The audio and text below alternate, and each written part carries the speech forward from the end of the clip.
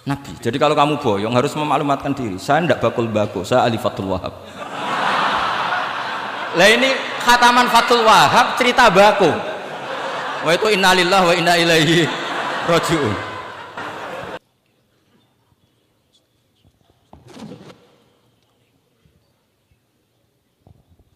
Para hadirin tamu undangan yang kami hormati, sebelum pemaparan ilmiah kita dengarkan sejenak sambutan atas nama keluarga besar Pondok Pesantren Al-Falah akan didawuhkan oleh Al-Mukarram Agus Haji Muhammad Ma'mun. Kepada beliau kami haturkan.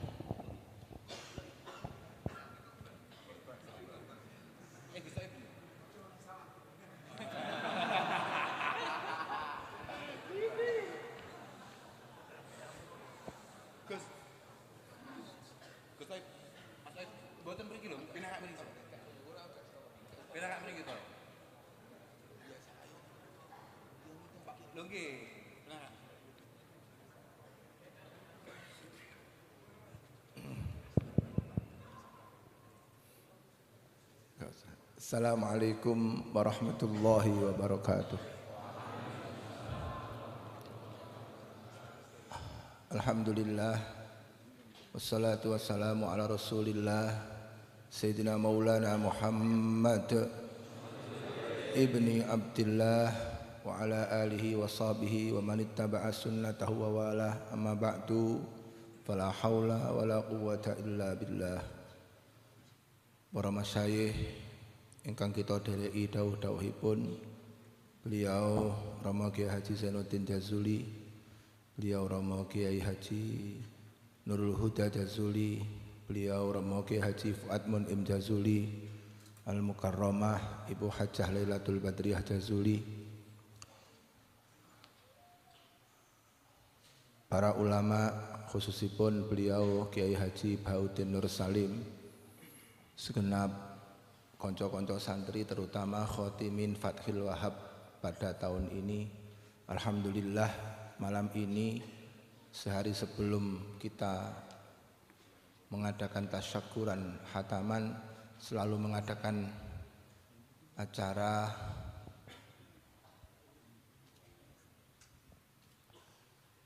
diskusi, dan alhamdulillah hari ini kita kedatangan tamu agung beliau Gus Baha.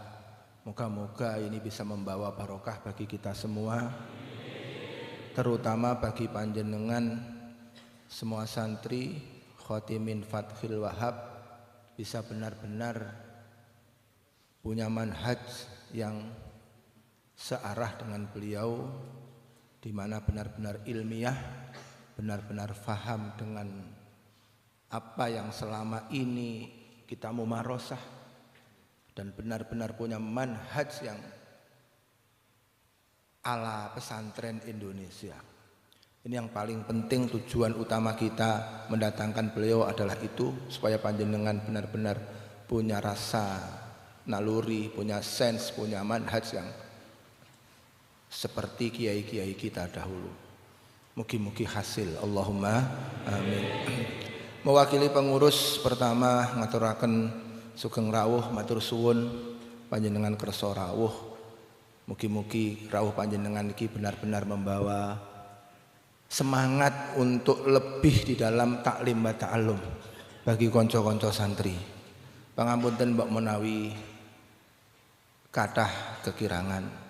Seluruh santri, seluruh pendengar ingkang rawuh malam ini kula suwun saestu monggo kita mirengaken, baik nanti bisa kita ambil apa yang menjadi dawuh beliau secara tersurat maupun secara tersirat dari manhaj pemikiran-pemikiran beliau.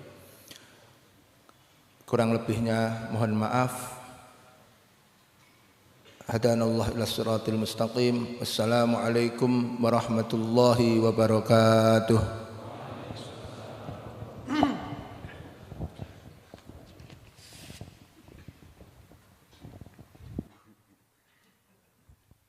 Assalamualaikum warahmatullahi wabarakatuh. Bismillahirrahmanirrahim. Allahumma sholli wa sallim ala sayyidina Maulana Muhammadin wa ala alihi wa sahbihi asma'in amma ba'du. Sedanten keluarga besar Peloso ingkang sangat kula hormati. Utamanipun Kiai Haji Zainuddin Jazuli, Kiai Haji Nurul Huda, Kiai Haji Fuad Ningbat. Niki wonten Gus-gus, wonten Gus Thaif, Gus Fahim, Gus Makmun, wonten Mbah Kawula niki Gus Kausar.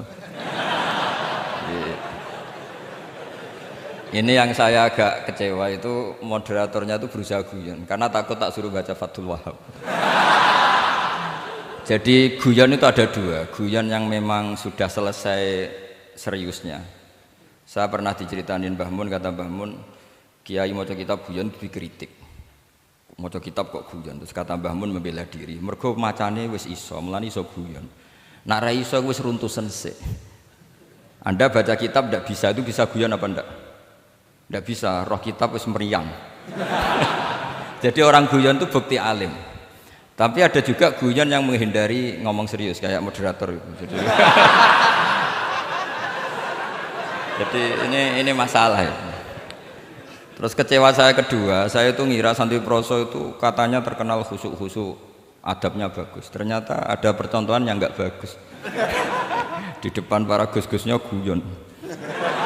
Jadi ini kekecewaan saya yang kedua. Nanti saya lebih kecewa lagi, ternyata yang khataman Fathul Wahhab itu tidak paham Fathul Wahhab. Itu lebih kecewa, tak bawa sampai mati itu nanti. Itu kecewa itu tak. Nah begini sebagaimana makalah yang saya bikin, karena tadi moderator sudah guyon, saya berusaha ngendikan serius. Karena memang fikih itu harus dikaji secara serius, meskipun dengan pikiran yang ceria, yang riang. Saya itu di Jogja itu lama sekali dan tetap sebagai rujukan. Karena saya spesialis sering ngendikan fikih. Saya dulu musyawarah ya seperti urutan di Peloso, mulai takrib, mu'in, tapi di sana langsung mahali. Karena Fathul Wahhab gak diajarkan di sawir, di musyawarah. Tapi saya pernah ngaji Mbah Mun Fathul Wahhab. Dan beliau sering berpesan, nak kanggo masyarakat ojo wahab repot, nganggo mahali saja. Mahali itu kan Surauhibin itu yang mensarai minhajud thalibin.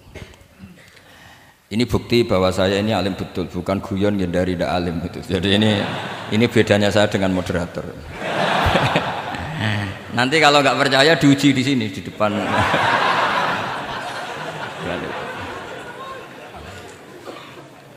Saya ngaku alim itu bukan karena sombong, tapi keharusan. Karena begini ya, kalau kamu punya istri mau melahirkan, itu mesti nyari tulisan bidan. Barokahnya tulisan itu kamu tahu siapa bidan. Kalau kamu gigi sakit pasti cari tulisan dokter gigi. Sekarang kriminal kita adalah yang tahu Wahhab tidak menulis ahli Fathul Wahhab, ahli Fathul Qorib. Sehingga masyarakat itu susah nyari konsultan ahli fikih. Karena santri Peloso tidak menulis di rumahnya ahli Fathul Wahhab, ahli Fathul Qorib. Loh itu penting supaya orang tahu. Setidaknya kenapa nyuwun sewu banyak, kalau saya boleh agak merovokasi, dan itu bagus, provokasi itu bagus kadang, tapi untuk kebaikan. Kenapa orang-orang lain itu menjadi rujukan? Karena mereka memaklumatkan diri, dengar gelar RC, MA, terus ahli fikih. Tapi kita yang ngaji Wahhab, khatam, musyawarah khatam, nggak nulis di rumahnya ahli Fathul Wahhab. Setidaknya Anda nulis konsultan kalau ingin mondok ke Peloso, sehingga orang daerah kamu kalau mau mondok ke Peloso konsultasi ke kamu. Tapi kita terlalu adab. Padahal awalun nubuwah itu dimulai dari at-tahaddi. At-tahaddi memaklumatkan diri kalau beliau adalah seorang nabi. Jadi kalau kamu boyong harus memaklumatkan diri, saya tidak bakul-bakul, saya ahli Fathul Wahhab. Lah ini khataman Fathul Wahhab cerita baku. Wah itu innalillahi wa inna ilaihi raji'un. Ini harus gimana nih, mau ya Anda harus tersiksa dengan keterwakilan oleh ini.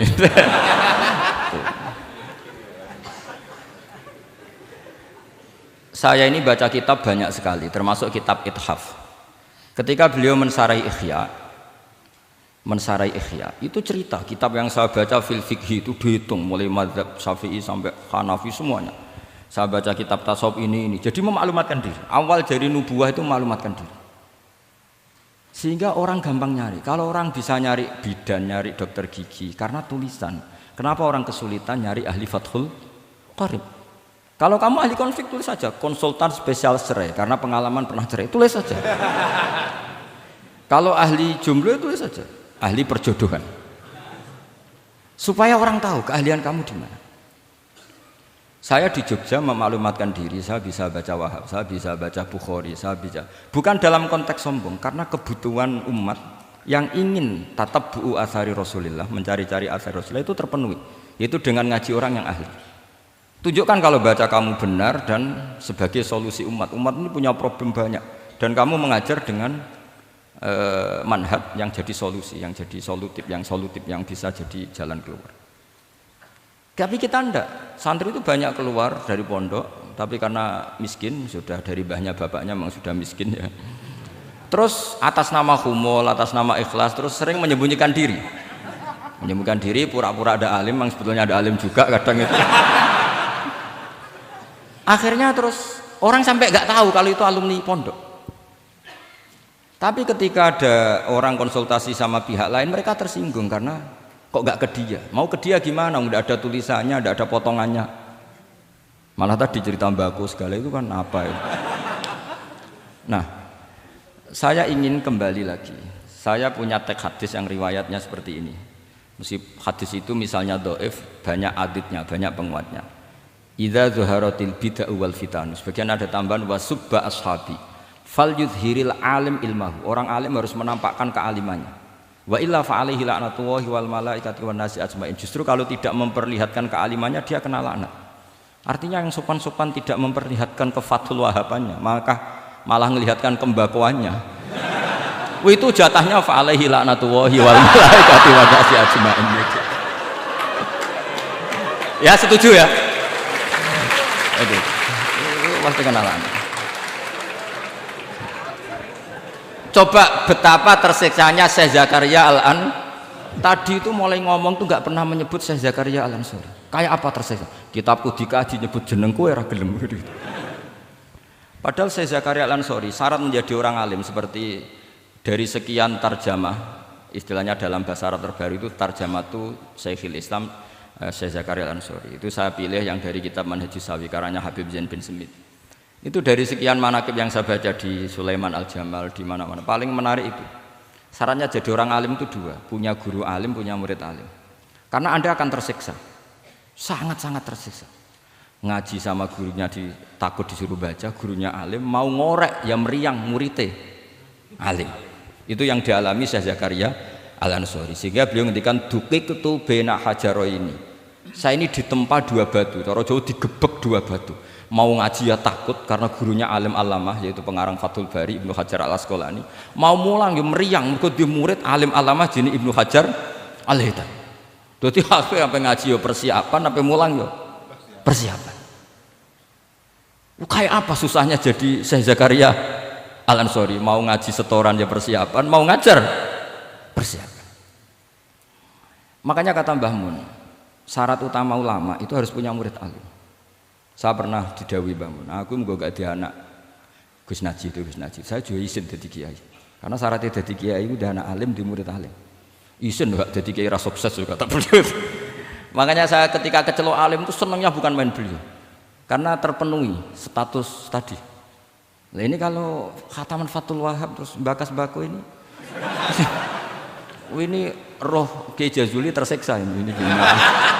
Ini gimana ini sini? Kalau ukurannya kan gampang, moderator kan dipilih yang paling baik, setidaknya ngomongnya lah. Kalau tidak ilmunya ya ngomongnya. Terus Anda terwakili oleh orang yang enggak jelas. Enggak, saya gojlok ini enggak dosa, karena kalau betul saya ini dosa karena ngerasani orang, berarti jadi kafarah dosanya dia. Soal saya kan amalnya sudah banyak, aman lah. Aman, jadi nanti. Jadi kalau jatah hasanah saya harus diminta dia, tak kasih aja. Gampang. Masih surplus banyak. Ya masih surplus, masih banyak. Kan orang itu kalau baca Quran satu huruf itu dapat 10 kebaikan. Saya ini hafal Quran, sudah agak terhitung lah, itu sudah. Itu untuk kamu tak saati satu huruf cukup nanti kalau Kalau nanti nuntut di akhirat itu tak kasih aduh itu. Jadi ya nggak apa-apa, nanti silahkan nuntut nanti di apa akhirat. Tapi kamu lebih saya tuntut. Kamu itu siapa kok nyuruh saya di sini itu? Dosanya lebih besar lagi itu. Saya teruskan ya, saya cerita yang serius. Syarat jadi orang alim itu punya guru alim, punya murid alim. Karena sebagian dari ilmu itu bukan ditempa guru tapi ditempa murid. Imam Fathul Bari, Sahibu Fathul Bari yaitu Syekh Ibnu Hajar Al-Asqalani, itu beliau sangat mencintai Nabi Musa justru karena dengan tanda kutip protesnya. Jadi ketika Nabi Musa diajari Nabi Khidir dari awal sudah ngendikan innaka inni ala ilmin, atau innaka dulu ya gak apa-apa, dibalik-balik gak apa-apa karena semua kitab kadang riwayat fil makna. Innaka ala ilmin allamaka wah ma'lam a'lamhu wa inni ala ilmin allamanillah ma'lam ta'lamhu. Kira-kira terjemahan bebasnya, kamu punya ilmu yang diajari Allah saya tidak tahu, saya punya ilmu yang diajari Allah kamu tidak tahu, maka innaka lan tastati'a ma'iya sabra, kamu tidak mungkin bisa menyabari saya, bisa memaklumi saya. Tapi kata Nabi Musa ngotot, tidak, saya harus belajar sama anda. Oke, silahkan belajar tapi jangan tanya. Pertanyaannya itu jangan tanya, fala tas'alni, kamu nggak boleh tanya. Kalau kamu ingin jadi murid yang baik nanti jangan tanya, itu dosa. Ya dengarkan saja. Nah, tapi Nabi Musa tetap tanya. Ketika ada kejanggalan secara syariah, Nabi Musa tetap tanya. Dan itu oleh kitab-kitab tasawuf dianggap dengan tanda kutip kesalahannya Nabi Musa. Meskipun mimbabi hasanatil abrar sayyiatul muqarrabin. Tapi di kitab fikih itu dipuji sundul langit. Protesnya Nabi Musa. Jadi di kitab tasawuf disalahkan karena kitab tasawuf pemuja tadi ketertaatan pada guru. Kitab fikih enggak. Ini bukti adallud dalil bahwa Musa itu orang pilihannya Allah. Dia tidak sabar, beliau tidak sabar kalau melihat kemungkaran. Jadi gugatannya Nabi Musa dianggap apa? Sur'atu ghairatihi fillah atau sur'atu ghairatihi fillah. Ada yang baca ghairah, ada yang baca ghirah. Ini karena ngadepi santri Fathul Wahab. Saya terpaksa baca 2 kali. Siji ben ketok alime, nomor loro nak kowe ra iso tak warai, nak maca. Karena dalam kiro asap ya mesti gitu, kalau nggak doikin jadikin. Karena yang satu cara berpikir masdar itu aslul mustaqot, maka nggak perlu kena harokat munasabah. Jadi saro yasiru sairon, tidak perlu siron. Faza yafuzu fauzan, tidak perlu fuzan karena masdar aslul mustaqot. Jadi tidak perlu kompromi dengan harokatul munasabah. Tapi orang Arab tetap bilang dikul maisha. Apa? Tetap bilang dikul maisha. Tapi kiroah kita fala takufi doiqin, bukan pakai apa? Dikin. Ya, makanya kemungkinannya 2. Saya baca 2 kali ben ketok alime. Karena saya ini menghormati sampean. Mosok ngundang wong ra alim kan sini-sini wong. Nomor 2 anak kowe ra iso tak warai kalau bacanya itu 2. Jadi andai kan saya ngajar di Pondok Pelosok, saya baca mesti 2 kali. Wayah sibu zaidun kada, wayah sabu zaidun kada. Karena dalam qiraat sab'a ada yang baca yahsibu, qiraat kita